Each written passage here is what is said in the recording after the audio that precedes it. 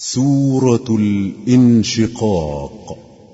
شروع اللہ کا نام لے کر جو بڑا مہربان نہایت رحم والا ہے۔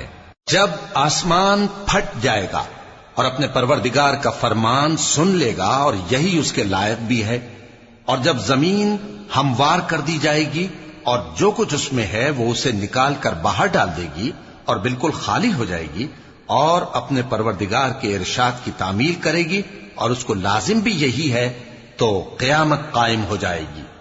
اے انسان، تو اپنے پروردگار کی طرف پہنچنے تک خوب تکلیف اٹھاتا ہے، پھر تو اس سے جا ملے گا۔ اب جس کا نامہ اعمال اس کے داہنے ہاتھ میں دیا جائے گا اس سے حساب آسان لیا جائے گا اور وہ اپنے گھر والوں میں خوش خوش واپس آئے گا، اور جس کا نامہ اعمال اس کی پیٹھ کے پیچھے سے دیا جائے گا تو وہ موت کو پکارے گا اور دوزخ میں داخل ہوگا۔ وہ اپنے اہل و عیال ہی میں مگن رہتا تھا، وہ تو خیال کرتا تھا کہ اللہ کی طرف لوٹ کر نہ جائے گا، کیوں نہیں؟ اس کا پروردگار تو اس کو دیکھ رہا تھا۔